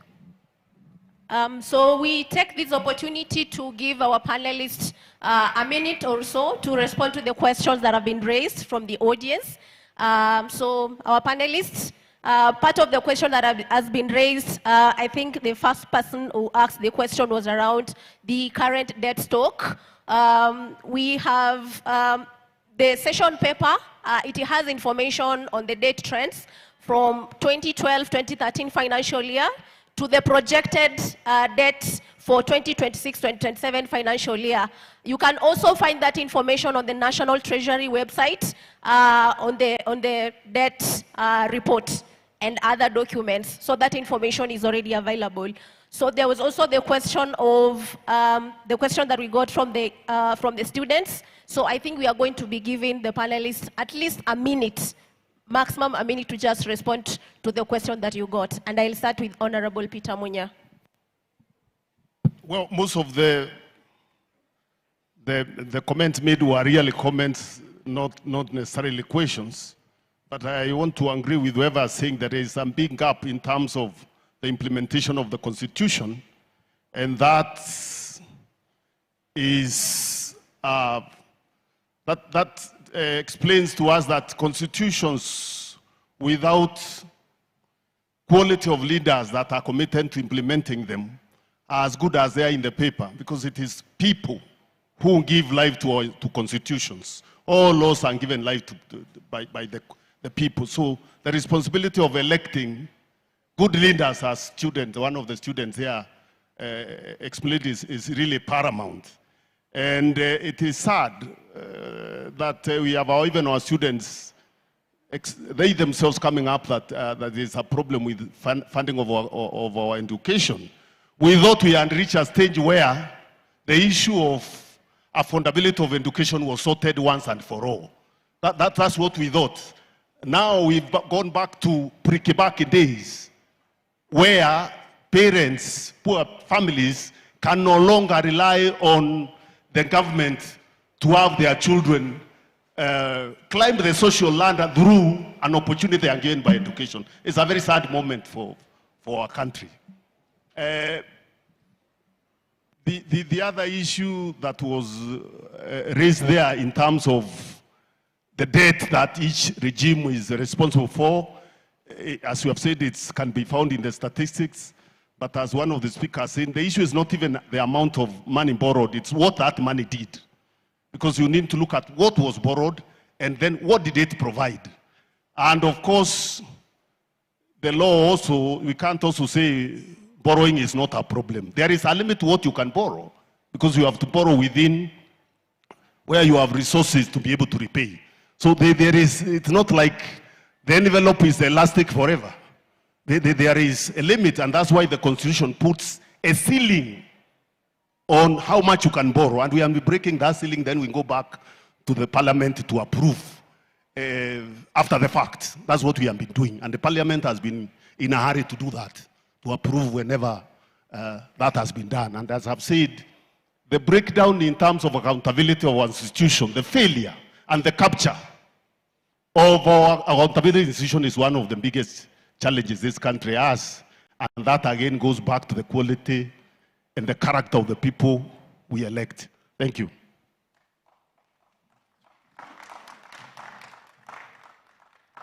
Thank you so much. For me, what I would say is that a great economy must ultimately translate and be felt by the citizen who is at the grassroots. A great economy, its impact should be felt by a student from the urban slums who is right now, he has spoken here and he has said he is feeling the heavy impact that is very negative. A great economy should be positively be felt by the children, it should be felt by the women, it should be felt by the elderly, it should be felt by the persons with disability.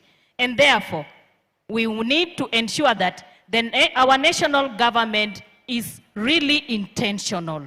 The national government currently is not intentional in its implementation of the issues that mwananchi at the grassroots should feel and positively work with and live with it. Therefore, when devolution came, devolution was meant to ensure that services are closer to mwananchi. And I want to take this back to mwananchi. Mwananchi, let's not wait for leaders to decide for us. Let's come up and develop our manifestos. I want to appreciate Honorable Sifuna. The last time we brought our manifesto to you, you followed it up to the grassroots and you called us in the Senate and we presented our issues in the energy sector following that manifesto. Were it not for the manifesto, you would not have recognized us. So if mwananchi can go down, sit down and develop issues, put them in one document, documents for the youth, documents for the persons with disability, documents for the children, bring those issues. And when they are elected, we know we cannot control how they are elected. They come with money, they come with confusion, they come with everything. But once they are elected, let's sit down with our issues and tell them, this is where we want you to implement in the next 100 days. This is what we want you to implement in the next 6 months. This is what we want you to implement in the next 2 years. Therefore, mwananchi, if we sit down and wait for leaders to decide for us, we are doomed. They will continue deciding 40% to go to the debt, and next time they will say 100%. We will be dead by then. Thank you so much.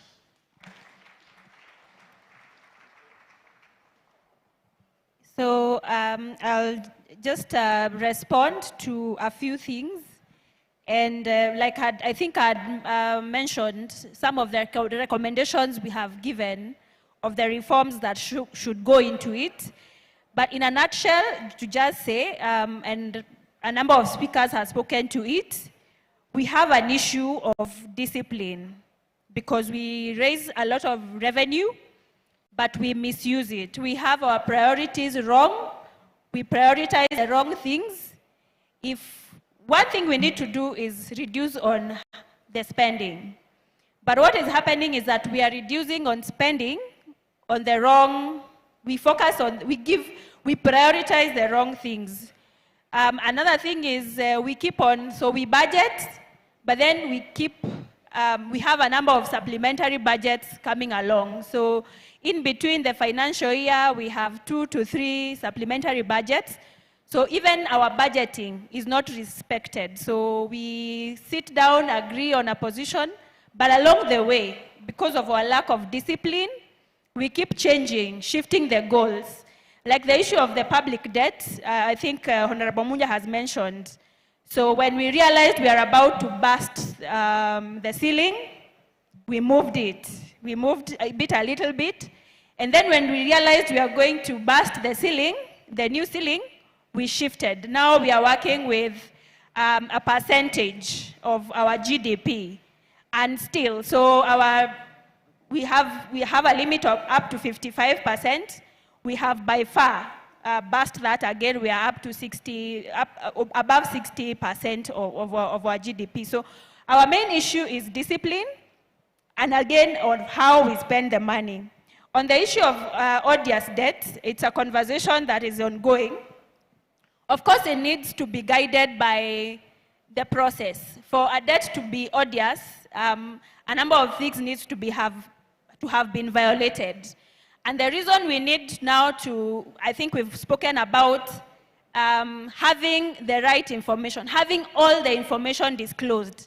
What are the terms? What was the process? Was it approved? So we need to have access to all that information so that we are able to have a clear position of saying, so this debt is odious because it was not used for the right purpose, it was not approved, the interest rates went beyond the recommended. So that is why in our recommendation, we first need to have all that information availed so that we are also able to correctly get the right position of our debt. And I think lastly, oversight is a big problem, and we've spoken about it. And it is also informed about the capture. So we have systems in place to give oversight, but over and over we have capture. We have the executive capturing, parliament. We have seen the Auditor General keeps producing very good reports, very good recommendations, but do we have follow-ups? Are those recommendations implemented? So those are the issues we need to address for us to get the solution. But over and above all that, we have mentioned it's a governance issue. So the leaders we put in position, the leaders we elect will in a very big way determine the way we solve our issues. Of course, the debt problem at this point is not something we can wake up one day and say, we stop borrowing. We will have to go. Debt is a very multifaceted issue. We have seen its corruption. There are so many other issues involved, but we also need to ensure that we have the right leaders in office so that they are able to, because we have a very good constitutions. We have, for example, in our public finance, we have the Article 201, we have PFM Act, but are they adhered to? So we have it's a very multifaceted problem, but the root of it is governance and the leaders we put in place. And of course, our involvement as citizens. What part do we play? So we can't also sit down and wait for them to do whatever they want. So what are we doing about it? We are in the era of technology, for instance. So we have very many young people in the room. So can we get innovative ways of, for example, we have a lot of information coming from Treasury, from Parliament, so can we get that data consolidated somewhere that can help us also have a true picture of what we are dealing with? So everyone has a role to play, but we really need to be proactive on how we go about it. Thank you. And I like the question that were asked by the audience. And what came to my mind was, so debt is a problem, but it's not an entire problem. Like, it's not the only problem, because you could hear questions around devolution. And I like that Senator Sevuna is here. Of course, he will be able to respond to some. And the question that was asked around our debt, like what we borrow, how is it, what's the life cycle, how it is approved, who approves? I also like that the Senator will probably should probably answer such a question. On the devolution and the functions. So about 13 years or over 13 years later, that we're still struggling to see what should go to devolution, like how much should go to fund the counties and the services that are over there.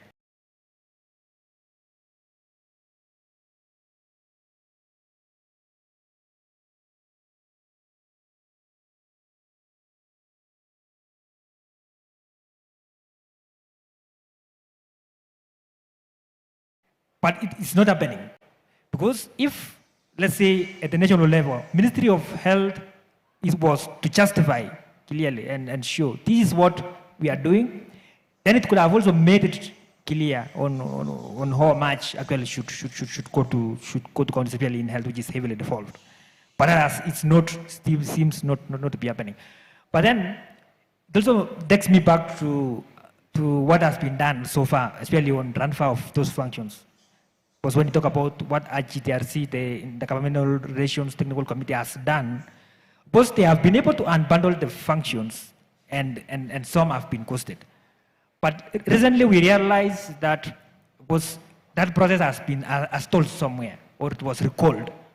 So it means our oversight body, like the National Assembly and Senate, has a role there to ensure that that process continue so that it can address and devolution is able to be able to get their rights here.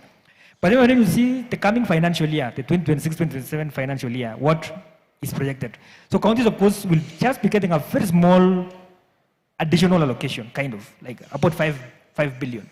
But when you see other sectors, on average, they are getting an addition of around 12% on average, based on previous or based on the current financial year 2025-2026, which shows that there's a bit of unfairness there. That of course the national government still retains quite a lot of resources despite the devolution, and it leads us to duplication, all those, which means in my view, Senate and National Assembly should really put in there so that they ensure that they are able to unlock that. And even we have also been asking ourselves, we need to redefine the terms that have actually been used. For example, the shareable revenue. You know, sometimes national government will say, let's first remove, so we remove public debt, we remove consolidated fund service pension, which is fine. But then counties are not actually benefiting from such, meaning that at the end of the day, they will be disadvantaged.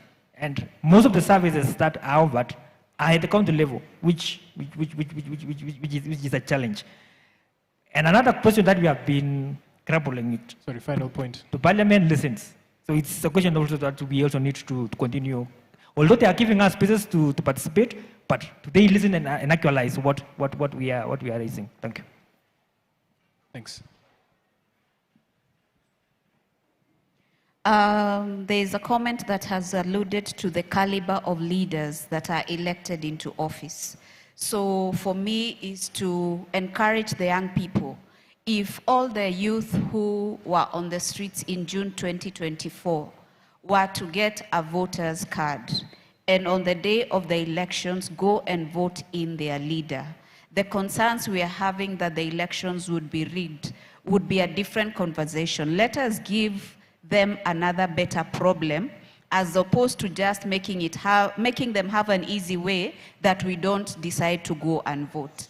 For the other class of people, the middle class, the people in employment, sometimes we say that siasa, mi sipendi mambo ya siasa. I would urge us to get interested in the way we are governed and ask questions. In my naive thinking, sometimes I think we do not need that, because every week the Auditor General, like clockwork, unveils some money that has been stolen. If all this money was recovered and put together, consolidated, I want to believe it may offset a big chunk of the debt that we already owe, so that now when we get back to borrowing, we are borrowing with very specific needs, borrowing as guided by the Constitution, and borrowing with the people having participated in that, such that the borrowing speaks to Wanjiko, Otieno, Omondi, that the roads they are using, the infrastructure, that they don't have to pay to get to treatment in the hospital, that they don't have to pay for education. Right now, just looking at the conversation around grade 10, it is a nightmare for the parents who are currently having students in grade 10 right now because the capitation was removed. We have a big number of students in a small percentage of the schools, while other schools have teachers, but they do not have students. And this is a problem that we have created ourselves because of greed, corruption. Let us call out the leaders. Towards the elections, we usually have the red card campaign. And sometimes we are given our leaders who have been red carded, but because it is someone that is known to us, we don't want to hold them to account. So it is for all of us as members of public of this Kenya. We don't have another Kenya.